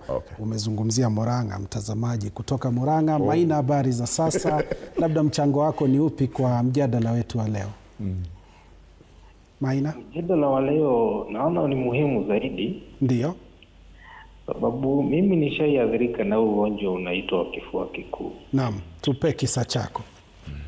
Na hiyo wakati ndio nilipatwa na huo ugonjwa nikiwa pahali kunaitwa uko pande za Kitui. Gigiri. Kitui. Oh, Kitui. Aha. Yeah. Na niliendanga hospitali. Naam. Kwanza nilienda hospitali inaitwa Aga Khan. Hiyo wakati nikaenda nikapimwa, wakaona kabisa ni TB. Lakini wakanipatia advice. Wakaniambia because kutibiwa Aga Khan gharama ingekuwa ni juu. So wakanipa advice niende kwa hospitali ya serikali. Naam. Hiyo wakati nilikuwa nimeenda Aga Khan Thika. So wakati waliniadvise niende kwa hospitali ya serikali, nikaenda hapo Thika level 5. Naam. Na nikapimwa pia hapo before nipewe madawa. Naam. Na nikapewa madawa na nikapewa, hiyo wakati nilikuwa kazi wakaniandikia kitu kinaitangwa sick leave. Nikaambiwa nikae nyumbani miezi 3 nitumie madawa. Naam. By that time nilikuwa na mtoto mdogo msichana. Naam. Na daktari mwenye nilipata alinipatia mashauri. Na akaniambia pia huyo mtoto wangu angefaa, sababu alikuwa mchanga, angefaa hata yeye awekwe kwa madawa ndio asikuje kuathirika. Bila shaka. So sasa hivi ndio nauliza, because hiyo wakati tulikuwa tunaona matibabu ilikuanga sawa. Kwa sasa hivi niko na rafiki yangu amekojeka. Ako na ugonjwa wa kifua kikuu? Kifua kikuu. Naam. Na ameenda hospitali, ni hii hospitali tu ya serikali. Ameenda hapa kunaitwa tu Thika. Na kila wakati anaenda ni kuzungushwa. So swali yenye najiuliza ni tutawahi rudi pahali tulikuwa kwa mambo ya matibabu? Naam, asante sana na shukran sana Maina kwa mchango huo, kwa sababu unapozungumzia afya haswa katika kutibu ugonjwa huo wa kifua kikuu ni swala nyeti. Na kama uko kwa line, labda wito wako ni upi kwa serikali haswa? Ni kushughulikia hii wizara ya afya kabisa, sababu tunastahili kurudi pahali tulikuwa. Ati ugeenda hospitali, uende utibiwe na uende nyumbani. Sababu kama hiyo wakati nilienda na nikapewa madawa, hakuna shilingi hata moja nililipa. Ndio. Na ulikuwa mwaka upi? Na unaona nilipewa madawa ya kutumia kwa miezi 3. Ndio. Ulikuwa mwaka upi haswa? Ilikuwa mwaka wa mwaka wa either 2018 2017 hapo. Na unaona pia nilitibiwa pamoja na mtoto wangu hakuwa mgonjwa, lakini tulipewa madawa tutumie zote wawili ndio asikuje kuathirika na yeye. Naam, asante sana Maina kwa mchango wako. Na mtazamaji pia tunakushirikisha. Maina ametoa kisa chake na ametoa wito pia kwa serikali. Najua kuna maafisa wa serikali ambao pia wanafuatilia kipindi hiki. Wito ndo huo, mambo yarudi namna yalivyokuwa wakati ule, na ile Afrika kulikuwa na masuala ya ufadhili, sio? Brown, niseme jambo moja. I think kesi kama hiyo ni very sensitive case. Kwanza kabisa pale hospitali zetu za pale Thika, ondakana wafanyikazi wetu waajibike kabisa. Because mtu kama huyu akitangatanga hivyo, ndio tunasema mtu akienda akiwa ako na TB na huwa anatangata kana, uwezi jua anaenda kiambukiza watu wangapi. Sasa ingine labda hajapewa preventive measures in place. Ni vizuri ya kwamba tuweze kuwajibika kama zahanati husika ama hospitali husika. Na pia serikali lazima iwekeze. Unajua tuko na bima. Hii swala la bima ya afya imeleta changamoto sana. Ni vizuri serikali pia irudi chini iweze kuelewa kwamba kuna changamoto aswa ya bima. Maana mambo ya ufadhili wa magonjwa, TB iko kati ya ile magonjwa ambayo yanataka kufadhiliwa na serikali. Kwa hivyo ni vizuri serikali iweze kukubali ya kwamba kuna challenges katika bima zetu za SHA. Bima yetu ya SHA iweze kuaddress hiyo changamoto. Ziposa wagonjwa ama watu kama hawa ambao kuna changamoto za kiafya kama hizo wanaweza kushughulikiwa ipasavyo. Maana mtu kama anapoenda pale na nakosa kutibiwa, kile ambacho tunasema Joash ni kwamba anarudi pale kijijini at the household level kuenda kusambaza ugonjwa. Na riposa sasa inakuwa pia ni changamoto tunapopigana hizi vita, hizi mpangilio za kupiga jeki mambo ya TB, kuend TB narudi pia nyuma. Maana mtu kama huyo akirudi pale hajatibiwa, hajafanywa lolote lile, anaenda kwa akisambaza ugonjwa kwenye gari, anaenda kwenye community anasambaza. Na riposa sasa inakuwa ni changamoto kubwa kuweza kupigana na ugonjwa kama huo. Naam. Kwa hivyo ni vizuri ufadhili uwepo, dawa ziwepo, wagonjwa kama hao waweze kuchukuliwa na seriousness na waweze kupewa ile matibabu ambayo yanafaa. Naam. Naam, shukran sana. Na kuna kitu nilikuwa nataka kusema, lakini ushirikiano kati ya serikali kuu na lakini kabla nifike pale niseme kwamba kuna vitu ambavyo vinasababisha TB kuenea. Mfano mfano na smoking ama uvutaji wa sigara. Uvutaji wa sigara unadhuru sana damages our lungs, inadhuru afya mapafu zetu. Napata kwamba mtu anapovuta sigara pia unapata kwamba inachangia kueneza mambo kama ya TB. Kwa hivyo ni vizuri pia serikali uweze kuwekeza katika those plans, the cessation plans ya tobacco smoking. Na tuweze kuangalia labda ile kitu tunahitaji sana ni kuelimisha umma zaidi. Watu wakuwe na ile kitu tunataka behavioral change, attitude change. Inahitaji kwa mtu aelezea kwamba uvutaji wa sigara pia unadhuru na pia unaweza pia kuleta usambazaji wa magonjwa kama ya TB. Kwa hivyo tukimalizia, serikali kuu na serikali za gatuzi zetu, vitu kama visa kama hivyo vimetajwa pale Murang'a na pale Laikipia na kwingine kwingi, ni vizuri tuketi chini tuangalie hospitali zetu kama zina dawa, ziweke dawa za kutosha. Kama zina wafanyikazi wa kutosha, tafadhali tuajiri wafanyikazi wa kutosha. Leo nilikuwa nasoma research nyingine kwamba unasema kwamba wafanyikazi wa afya ni hafifu mno kwenye Kenya hii. Lakini ukipata kwamba watu wengine wanaajiri, walimu wanaajiriwa, unapata wanaajiriwa, lakini ikikuja kwa sekta afya unapata kama public health officers hawayuko, unapata kama nurses hawayuko, unapata kama clinical officers hawayuko, doctors they are not there. Unapata kwamba wale watu wanafaa kupigana na swala nzima la afya imekuwa pale kwenye kaunti zetu imekuwa ni shida, maana serikali zetu za kaunti hazitilii maanani katika umuhimu wa kuajiri wafanyikazi wetu wa afya. Naam. Shukrani sana kwa hilo. Victor Ongeri, tunapoendelea na mazungumzo haya, kuna mengi ambao wanajitokeza katika matibabu, haswa kufuatilia wagonjwa, na kuna wale watundu ambao hawafuati maagizo ambayo yapo, na kuna wale ambao unapata kwamba ndio wameanza matibabu, wakifika katikati wanasema kwamba silishapona. Na tumeona ni hulka ambayo iko katika jamii yetu. Nyinyi kama maafisa tabibu mnakabilianaje na swala kama hili haswa? Asante sana. Kwa hili swala tunakumbana nazo kwa kila siku. Tuko na tofauti mingi sana za wagonjwa ambayo wamepatikana na kifua kikuu. Na kwa vile kutoka kwa jamii wanaona hii kifua kikuu ni kama ni stigma. Sasa kwa sababu wamekuja wameanza dawa, unapata wengine wakianza dawa immediately unapata wamepona. So wanaona kwa kukunywa dawa miezi 6 ni muda mrefu sana. So unapata wamefika katikati, wamesikia wako sawa, wanapotea. Na kuna wengine ambayo wameshapatikana wako na hiyo ugonjwa, lakini kuwa convince kuambia hii ni ugonjwa wa kifua kikuu inakaa vigumu sana. Kwa mfano kama watoto unapata hauwezi jua kwamba wako na tuberculosis exactly, kwa sababu unapata wengine wanakuja, wengine watoto wanasema ile failure to thrive, ambayo ni vigumu sana ukiambia mzazi kwamba mtoto amepatikana na ugonjwa wa kifua kikuu ili kuanzisha matibabu. Kwa hivyo kuna changamoto kwa wale ambao wanapatikana na kifua kikuu, lakini ambao tunaelimisha umma kwamba hii ugonjwa wa kifua kikuu kuna kuponya, ambayo hata kama muda inachukua muda mwingi kuna kupona. Naam, shukrani sana kwa hilo. Labda niongezee kitu pale. Ndio.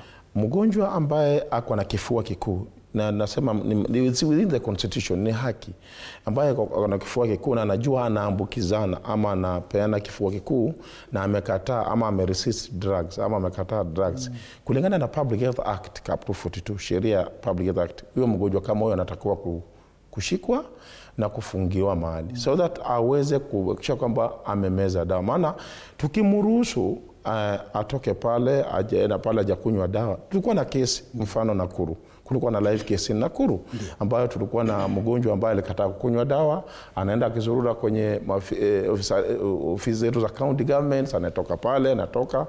Unaona sasa kitu kama inakuwa sasa pia inaathiri ama inaweka kila mtu at risk ya kupata hiyo ugonjwa. So watu kama hao sheria inakubalia kwamba wanatakana kuchukuliwa, wanawekwa mahali, wanakuwa in a room that kana wakunywe dawa, wanakuwa quarantine so that at least waweze kupewa dawa na wataachiliwa kama wakiwa wako salama. Sisi tunamshika kwa sababu ya kukosea lakini haukuwa salama. Inabidi tu. Shukrani sana kwa hilo. Rose, Victor amezungumzia unyanyapaa, stigma katika jamii zetu, na ni swala ambalo linajitokeza kwa sana. Hata ukiwa kwenye gari alafu mtu apige chafya, kwanza unageuza shingo na confirm kwamba tuko sawa. Inakuwa hivyo. Labda unyanyapaa ambao uko katika jamii yetu tunaukabili vipi na tunaeleza vipi jamii ili tuweze kuishi kama ndugu na dada? Kabisa. Okay, kitu moja tunafaa kuelezea jamii pale nyumbani about stigma.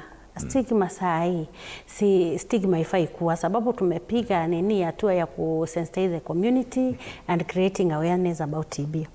Na kitu moja tunajua kujua ya kwamba ni kuwasensitize ya kwamba TB ina tiba. Tunafaa pia kuwaelezea zile risk factors zenye zinaweza leta TB ambazo zinafanya kinga ya mwili iende chini, kama vile tuseme alcoholism, smoking, age, also pia tunaona overcrowding, also social status. Hizo ni vitu tunafaa kuwaelezea na tuwaelezea kwamba TB ina tiba. Pia tunafaa kuwaelezea ukiingia kwa matatu, kama wakati kuna mvua utapata watu wamebana vioo kabisa, hakuna hewa hata inaingia pale, mpaka hata wewe mwenyewe watu wanakaa watu wanasambaza pale wanasambaza pale. Mimi wacha nikuchekeshe, saa zingine nikiingia kwa matatu nikisikia iko stafi, mimi waza na naambia watu hebu fungua hiyo kioo, niko mgonjwa, unaelewa? Sababu niko na wahamasisha, nawaambia niko na kifua kikuu, ndio wafanye nini? Wafungue. Ukiwaambia hivyo, hizo vioo zote zitaenda aje? Zitaenda sote. Kwanza ni wewe mwenyewe utoe ile self stigma first, unaelewa? Toa ile self stigma first, ndio hata ule mwingine yako pale aweze kufanya nini, kujua kumbe hii TB ni ugonjwa ya kawaida. Kwa hivyo hiyo tumeweza kueneza ujumbe day by day. I can say watu wengine tu ni ignorance. Okay, inaweza sema tuseme kama kule mashinani kabisa labda kujafikia wahudumu wa afya wako kule, lakini ningeomba ya kwamba serikali itilie mkaso watu waeko kwa vijiji kule waweze kueneza hiyo ujumbe ya creating awareness na sensitizing the community about TB. TB ina tiba. TB inaua usipokunywa madawa ama usipofuatilia maagizo ya daktari. Hiyo ni kitu unafaa kuambia mgonjwa vizuri. Mimi waelezea kwamba si kwa ubaya, unakunywa hizi dawa vizuri utapona, lakini usipokunywa matibabu inaweza leta mambo mengine, labda iongezee shida zingine za mwili ama it will lead to death. Ni vizuri waelezee, ndio mtu aweze kujua ya kwamba nikianza hii dawa lazima nikuja, kama kuna hiyo lazima nikunywe hii dawa nimalize na hiyo wacha nikuambie, wanakunywa vizuri, wakimaliza wanakuambia daktari, nimekunywa nimemaliza, ama kila wakati saa hii nimebakisha mwezi moja, mwezi mbili, unaelewa? So ukishapiga hiyo sensitization vizuri, tunaifanya shuleni, tunaifanya kanisani, hata ina dialogues kama vile daktari alisema wana sensitize kwa barazas. That is when tuko na community dialogue, we call them, wanakuja kwa ile dialogue, then we sensitize the whole community. Kwa hivyo naweza sema watu waweze kushikilia kile wanaelezwa, na wakishashikilia hakuna stigma itakuwa hata kidogo. Asante sana Rosa. Kwa kuongezea kwamba vile amesema kwa community tunaelimisha umma kwamba hii bakteria ya kifua kikuu ikiwa kama nyumba mahali unakaa ama mahali iko enclosed pua, hiyo aeration, unapata hii bakteria inakaa karibu wiki 10 kwa room. So kwa hivyo tunaelimisha umma, mkiingia mahali room iko, fungua madirisha ambayo hewa iweze kuingia ili hiyo bakteria iweze kutoka. Bila shaka, shukran sana kwa hilo. Mtazamaji, ndo mazungumzo ambayo tunayaangazia hivi sasa kuhusiana na ugonjwa wa kifua kikuu. Unashauriwa, vijana wa Gen Z wanasema kwamba lazima usikie fiti, kumaanisha lazima uchunge afya yako ili ujisikie vizuri, uendelee kusukuma gurudumu la maisha. Mtazamaji, hivi sasa nataka tupate hisia kutoka Elgeyo Marakwet. Mwandishi wetu Fabian Kibet yuko tayari. Fabian, wakazi wanasemaje kuhusiana na mjadala wetu wa siku ya leo? Sijambo Nsare na kupata kwa njia shwari katika kaunti ya Elgeyo Marakwet, na hapa niko katika hospitali ya rufaa ya Iten. Niko hapa na afisa anayesimamia masuala ya afya ya kifua katika kaunti ya Elgeyo Marakwet. Tupenge tu kwa manufaa ya mtazamaji wetu, ningependa tuanze kwa majina alafu tueleze wewe ni nani, unashughulika na nini? Na leo katika TV47 tunajadili kuhusu ugonjwa wa TB ama kifua kikuu. Katika kaunti ya Elgeyo Marakwet hali iko namna gani? Kwa majina ninaitwa Jane Kiplagat. Ama clinical officer, nasimamia mambo ya kifua kikuu Keyo North Sub County, na ninafanya kazi hapa kama mhudumu wa afya katika ICRH Chest Clinic, na tibu wagonjwa wa kifua kikuu nikiwafuatilia wale ambao tumewaweka kwa dawa, kuona kuwa wamemeza dawa vizuri na pia kuwa wamemaliza vizuri na kupona. Ningependa tu kuuliza swali moja tukiendelea na mjadala wetu. Katika kaunti ya Elgeyo Marakwet, haswa katika eneo hili ambalo unasimamia katika kaunti Keyo Kaskazini, hali iko vipi? Tungependa tu tupe taswira. Kwa kusema ukweli, kesi ya TB si nyingi sana vile, ingawa unapata wagonjwa wengi wanachelewa kuja kwa hospitali juu ya vile tulianzisha mambo ya SHA ilianza, ili affect to some extent to NHIF as compared to NHIF. NHIF ilikuwa ina cover X-ray, lakini unapata saa hii X-ray lazima mgonjwa achilipie. Kukuja kwa special clinics pia, kama hapa TB clinic, mgonjwa anachilipia consultation fee na pia kwenda kulipia mambo na X-ray. Sasa hiyo inachangia kuchelewesha pengine wagonjwa kuja kutafuta usaidizi. Kwa ufupi tu umesema kuwa idadi hiyo bado iko juu. Ningependa tueleze ama kwa manufaa ya mtazamaji, ni nini haswa inachangia kifua kikuu katika eneo ambalo unasimamia? Tunaweza sema kifua kikuu inachangia wagonjwa wengi, tuseme wananchi wengi hawana hiyo knowledge kuhusu mambo ya vile TB inaambukizanwa. Mara wengine wanasema pengine ni mambo ya urithi, wengine tuseme umbali ama hiyo knowledge ya kutafuta hali ya matibabu, tuseme bado iko chini kulinganisha na mambo ya kifua kikuu. Wanaweza enda chemist kujitibu na kumbe hawajajua kuwa chenye wanatibu ni kifua kikuu. Pengine tu kwa ufupi tu ndio upate fursa kueleza mtazamaji jinsi ya kujikinga, ni umri gani ambao wanaathirika sana? Tuseme umri wenye wanaafektiwa sana na TB, tuseme ni middle age. Wale from adolescents, tuseme 15 years to 55 years. Hawa ndio wenye mostly wanakuwa affected, especially students wa college, high school. Hawa ndio wenye wako affected sana. Kwa ufupi tu ndio tupate kupa fursa uchape shughuli zingine, ningependa tu utumie fursa yako kuelimisha mtazamaji kwa nusu dakika. Kwa sasa hivi ninaweza sema mtu wowote tu ukipatikana na kukohoa, hatuwezi sema kukohoa ya muda gani, bora tu ikuwe ni kikohozi umekohoa, tuseme siku moja, siku mbili, tatu, tembelea hospitali yeyote ya serikali. Hapo uelezane, unaweza pata kuchunguzwa zaidi, kupimwa kikohozi na unaweza patikana kuwa ni TB, ama kama si TB unatibiwa tu kulingana na vile daktari ameona kuwa uko na TB ama hauna. Asante sana kwa muda wako.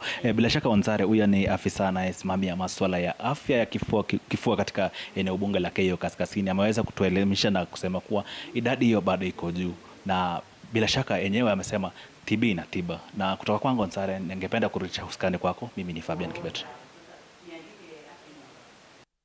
Naam, shukrani sana Fabian Kibet, ukitujia mubashara kutoka mji wa Iten, kaunti ya Elgeyo Marakwet, ukizungumza na afisa tabibu kuhusiana na swala hili ambalo ni nyeti, swala nyeti la ugonjwa wa kifua kikuu, tukihamasisha jamii kuhusiana na swala hili. Studio ni mtazamaji, wageni wangu wapo, tunaendelea na mazungumzo. Ni washirikishe Grace tukizungumzia ugonjwa wa kifua kikuu na vile vile uhusiano wake na ugonjwa wa HIV. Labda ni mikakati ipi ambayo imewekwa kuhakikisha ile integration ya health services inafanywa kwa njia ambayo inafaa kusaidia jamii? Nataka kueleza umma kwamba kama serikali sahii kila kitu inaelekea kwa maneno ya integration. Najua hapo awali hatukuwa tunaongea maneno ya integration. Unapata maneno ya kifua kikuu iko kando, ya HIV iko kando, malaria iko kando. Kila program imekuwa kwa muda mwingi ikifanya vitu kivyake. Na hii ni kwa sababu unapata ufadhili unatoka uko nje, na kuna ufadhili unakuja maybe kwa wingi kwa maneno ya TB, kwa maneno ya HIV. So kila program unapata ilikuwa inajitenga, inaenda kando. Lakini jambo ambalo tunasisitisha, na hata vile tumepata maagizo pia kutoka kwa serikali ya Marekani, vile kulikuwa na hii story, hii maneno yote ya stop work order, tulikuwa tunaelezwa kuwa tunafaa kufanya maneno ya integration, maneno ya TB na HIV. Ndio sababu tunasema mgonjwa anapokuja, na vile nilieleza, akikuja kwenye kliniki, tumepima TB, amepatikana ako na TB, pia tunafaa kupima HIV. Tujue pia kama hiko ama hakuna, na kama kunayo pia anapata matibabu, kwa sababu matibabu yote yako available. Afai kuenda akunywe dawa kimaliza ndio baadaye tena ukuje ukundue kumbe alikuwa na HIV, acha tena tu, ama kumbe ako na pressure. Sasa hii tunasema tuna integrate. Mgonjwa anapoingia hospitali unamwangalia fully, holistically. Unaangalia maybe unanipima pressure, unaangalia kama kuna ugonjwa yote ingine. So hiyo integration, I know kuna progress tunafanya. Saa hizi a lot of discussion ambazo zinaendelea. Majadiliano mengi ni kuhusu maneno ya uhamasisho, kueleza watu, kwa sababu hii integration itafanya. Muda mwingi unapata hata serikali, wafadhili wamekuwa kilipa hata wafanyikazi. Tumekuwa na a lot of workforce health HRH ambao wafadhili wana support, lakini sasa bado tunaendelea kuhimiza serikali na even counties wa take care, kwa sababu tunataka kuintegrate. Mgonjwa anapoingia outpatient department anapata hizo huduma zote. Mama akienda kwa kliniki ya mtoto anaweza pata services zote. So integration ni jambo ambalo lipo na liko hapa na way to go. Asante sana kwa hilo. Acha tupate simu. Brian kutoka Eldoret, habari za sasa, mchango wako ni upi kwa kipindi? Kipindi kwa salama, kama imetuelimisha sisi wengine, na nilikuwa napenda kuulizia kwa ambaye anapenda kupata matibabu, je, anaenda ama kupata kupimwa, je, anaenda hospitali wapi? Manake kuna Nairobi, Eldoret, wapi? Asante sana Brian, labda ni unauliza ili mtu fulani asaidike ambaye unamjua, au wewe mwenyewe? Tungependa kujua pia kwa faida yako na pia kwa jamii kwa ujumla. Naam. Ni wewe unataka kufahamu, sio? Naam. Asante sana kwa hilo. Nilielekeze kwako Brown. Anauliza iwapo mtu anahisi hizo dalili ambazo tumezitaja, aende wapi? Appropriate place. Asante. Tungesema kwamba unaweza enda, unajua kwa kila area kuna hospitali za serikali ambazo zinafanya kupima magonjwa kama hiyo, na kwa hivyo akiwa na shida kama hiyo akimbie pale kwenye zahanati zetu za hospitali zenye za county za gatuzi, ataweza kupimwa, ama kama kwa karibu na faith based organizations pia anaweza pimwa na akaweza kuhakikisha kwamba ako sawa ama ako vingine, ndipo aweze kupewa dawa. Asante, shukran kwa hilo. Victor, nikushirikishe, nikisoma utafiti hapa kule, nikitafiti kuhusiana na mjadala huu, kuna swala ambapo niliona kwamba hata mifugo wanaweza beba bakteria ya ugonjwa huu wa TB. Kwa utaalamu wako, kuna ukweli hapa? Kwa sababu kuna utafiti pia. Umeshuhudia visa kama hivyo? Kwa kusema wanaweza beba hiyo bakteria, lakini sisi binadamu tunasema we reservoir, ni kama seedbed ambayo ikikuja kwetu ndio inaanza kumultiply, ambayo inaanza kusambaa. Lakini kwa wanyama haiwezi sambaa, lakini ikikuja kwetu ndio inaanza kusambaa. Kwa sababu tena hiyo virusi ambayo iko kwa hewa, ambayo inakaa kwa muda, halafu unainhale, ndio inaanza kusababisha hiyo magonjwa kwa mwili. Naam, shukran sana kwa hilo. Nije kwako Ross, tukizungumzia, tumesikiliza wadau pia wakigusia SHA. Brown Ashira ameizungumzia sana, na tunapozungumzia SHA katika jamii tumeona kwamba kuna ile hesitance. Unapata kwamba si Wakenya wote ambao wameingia kwenye mpango huu, na tumeona kuna baadhi ya magonjwa ambao unapata SHA inatibu vizuri tu na unatoka hospitalini ukiwa unatabasamu. Labda wito wako kwa Wakenya ni upi tukizungumzia huu mpango wa bima ya SHA? Okay, ile kitu ningesema kwa Wakenya wote ni vizuri kila mtu ajisajili na SHA, sababu nimeona watu wengi wakifika pale hospitalini kama mtu hajajisajili anarudi nyumbani, sababu unaambiwa lazima upitie kwa system. Siku hizi kila kitu ni system kwa hospitali. Hata kwa zile hospitali za pale chini level 1, level 2, level 3, na ukienda pale kama una SHA hakuna huduma. Kwa hivyo hiyo kitu mimi kama mwananchi wa kawaida inauma. Mtu ametoka nyumbani kama kama hajaregister SHA, akifika pale anarudi nyumbani bila kuhudumiwa. Na hiyo kitu ni kitu inauma. Pia nimeona wagonjwa wakikuja pale hata pia na hiyo SHA, mambo ya registration ina take long, hiyo system ina take long. Mpaka hata wagonjwa wengine wanaenda nyumbani bila kuhudumiwa. Sana sana kama hao wagonjwa wa kifua kikuu, unaona mgonjwa amekuja ameambiwa aenda uregister kwanza, and you know it's through the system. Akishaenda pale aone laini ni kubwa, chap anaenda. So baadaye, na unajua sasa ukianza hizi matibabu za TB, lazima madawa za TB unakunywa kila siku. Kila siku. Kwa hivyo niambie sasa ukimiss hiyo siku inakuwa ni mbaya. Kwa sasa ukimiss maybe wiki moja utakuja na ulikuwa umekunywa kama miezi 4, utakuja kurudi tena kuanza tena. Si unajua sasa hapo itakuwa waste of resources, na pia tunaona huyo mtu tena pia naumi. Waste of resources and also waste of time. So at least serikali iangalie pale ione ni binu gani itaweza tumia. Hata kama pia ni kuajiri officers wengi ndio waweze kusaidiana ili kusikue na ule msongamano wa watu pale hospitalini sana. Sababu pia kumbuka ya kwamba nimetoka nyumbani nimekuja hospitalini, nataka kurudi niende nikajitafutie kitu. Sasa kama ndakuja kukaa the whole day, jioni nitafanya nini? Niko na watu wananiangalia. Kwa hivyo ni vizuri pia waangalie mambo ya systems ndio kila kitu iweze kuwa sawa, na pia mambo ya SHA pia iangaliwe. Ndio. Na shukrani sana kwa hilo. Kuna mtazamaji wetu mmoja anasema, swali langu ni mtu akitaka kupimwa, je, anaenda hospitali gani ama wapi? Natumai hili swali limeweza kujibiwa na Brown kwamba vituo vya afya viko kwote, vya serikali na vile vya kibinafsi.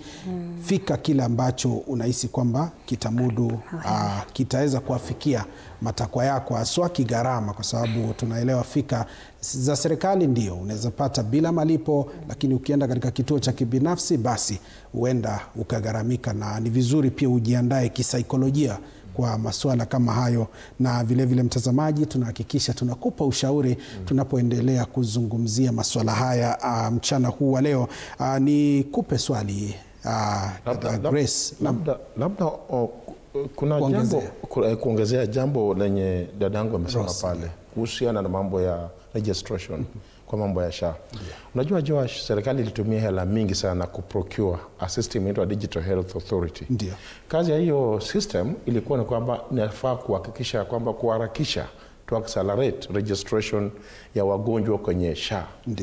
Ni vizuri serikali iweze kukaa chini, iweze kuangalia kama hii kitu haifanyi kazi, that system need to be, inafaa kuangaziwa. Maana ikiweza kuwekwa namna ina ajira, watu wanalia sana, inaweza kuwa ni shida.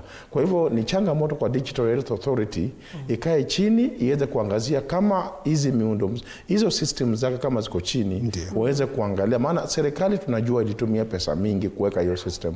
Na sio mzuri itumie hela mingi alafu bado hiyo system haitumiki kwa mfanya kwa niaba mfanya ni mtu wa kawaida. Kwa hivyo ni jambo vile amesema, ni vizuri tusiweze tu kuongea tu, ni vizuri tutolee changamoto kwa serikali ambao hiyo system iweze kuangalia ndipo iweze kufanya vile inafaa kufanya. Ndio, shukrani sana kwa jambo tulikuwa naongezea. Na asante sana kwa hilo, kwa sababu ndo tunachangizana. Nasema kichango ni kuchangizana, tuwe bora sote.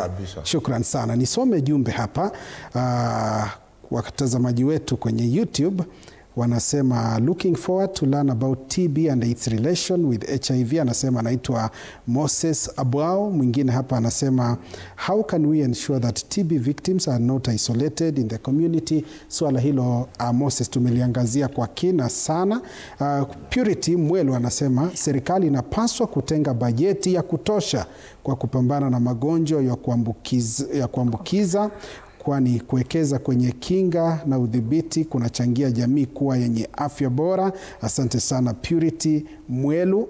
Na vile vile anaitwa Alan Nyakundi, anasema kwamba mtaalam Grace Kwamboka, tunakushukuru sana, anafurahia.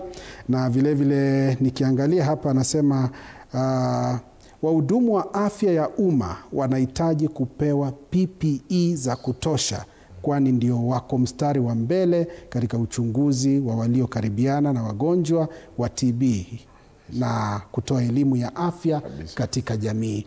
Mchango wa watazamaji wetu, Grace Kwamboka, kuna somo wako hapa. Anasema mtaalam Grace Kwamboka, asante sana for the informative conversation. Na vile vile naona hapa anaitwa Joshua Limo, anasema wasalimie Grace na vile vile Rose, waambie wanashukuru. Sijui kama mnamjua Joshua Limo. Yes. Na ndo masuala ambayo tunazidi kuyaangazia. Mtazamaji, tunaendelea na mazungumzo haya. Dakika zinatukimbiza, lakini tutahakikisha unapata haya yote. Grace, nilikuwa nikuulize swali. Kabla hujaniuliza. Ndio. Najua tumeongea mengi, lakini pia nataka kueleza umma, watu wajue. Kuna wale wameuliza wataenda kutibiwa wapi, na najua umewaeleza. Watapata services kwa public health facilities, hospitali za umma, na kuna zile pia za kibinafsi ambazo watalipia. Sasa nilikuwa nataka kueleza, najua Rosa aliongea maneno ya dawa za TB. Inafaa kuwa wazi kuwa dawa za TB mtu anakunywa miezi 6, ile TB ya kawaida ambayo nilisema drug sensitive TB. Na pia kwa watoto, zamani wote walikuwa nakunywa miezi 6, lakini kuanzia mwaka wa 2023 kumekuwa na lot of science imekuwa ikifanyika. So kuna watoto, kuna ule atakunywa dawa ya miezi 4. Hilo ni jambo mzuri ambalo limekuja. Na kuna pia ule mtoto mwingine atakunywa dawa ya miezi 6. So kuna vile tunaweka watoto kwa kila kategori. Kuna ule mtoto kuna severe form of TB na non-severe form of TB. Then ukiingia maneno ya ile TB sugu ambayo nilisema ni drug sensitive TB. Zamani nakumbuka hata nikiwa shule watu walikuwa nadungwa shindano kila siku, mwaka 1.5. Unadungwa leo, unadungwa kesho. Ilikuwa watu waliumia sana. Lakini kumekuwa na mifumo mpya, saizi hata imepunguka. Sasa kuna mtu anaweza kunywa dawa miezi 6, mwingine 9. Kumekuwa na dawa za kisasa ambazo pia zinaingia, which is also a good thing as a country, so that watu wasikue kwa muda mwingi, kwa sababu kuna wale umesema mtu anaanza matibabu anachoka. Dawa za TB uzuri, ukiwa na ugonjwa wa kifua kikuu, kianza tu mara moja utajisikia na nafuu. Sasa wengine wasipokuwa na ile nidhamu, mtu anaachia dawa katikati. So yes. Tukimaliza nakupa sekunde 30 tufunge. Yes. Tukizungumzia collaborations, tumeona kwamba mashirika ya kimataifa, mashirika ya humo nchini, serikali, wawekezaji wa kibinafsi wamekuwa wakifanya juhudi kwenda mbele. Tufanyeje ili tuweze kustrengthen these collaborations? So kwa kumalizia, na vile pia nilikuwa nimezungumzia hapo awali. Ndio. Saizi iko wazi. Ndiyo. Tumejionea yale ambayo yalitokea. Huu mwaka hujakuwa mwaka rahisi.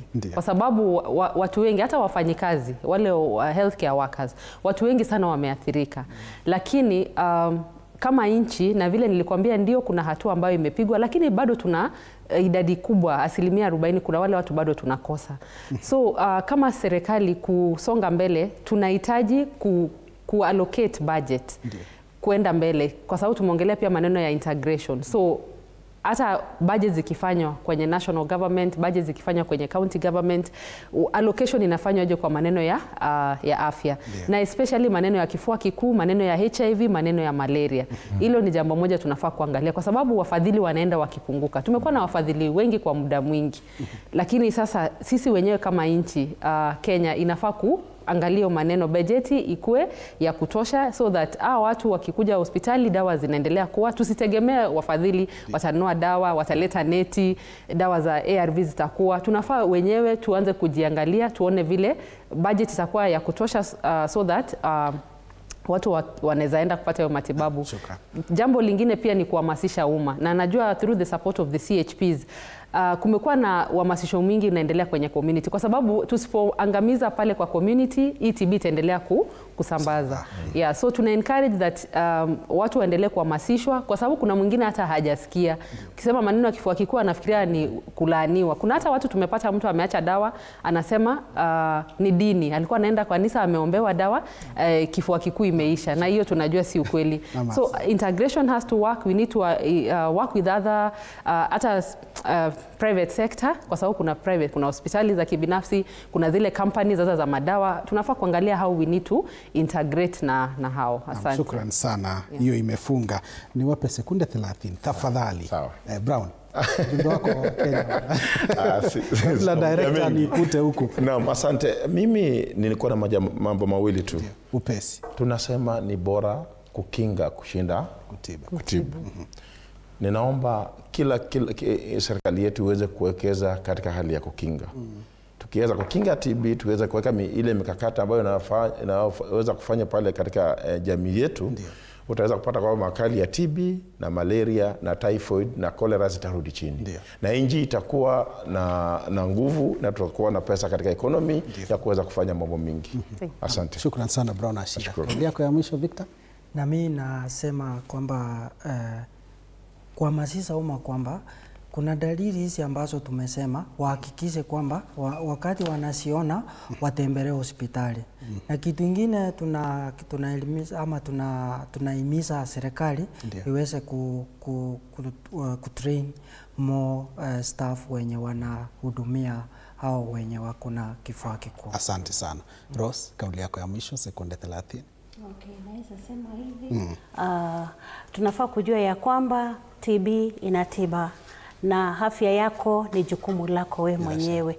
Kwa hivyo ukisikia ujihisi vizuri, tembelea kituo cha afya uweze kupata matibabu, ndio tuweze kuwa na nchi yenye afya.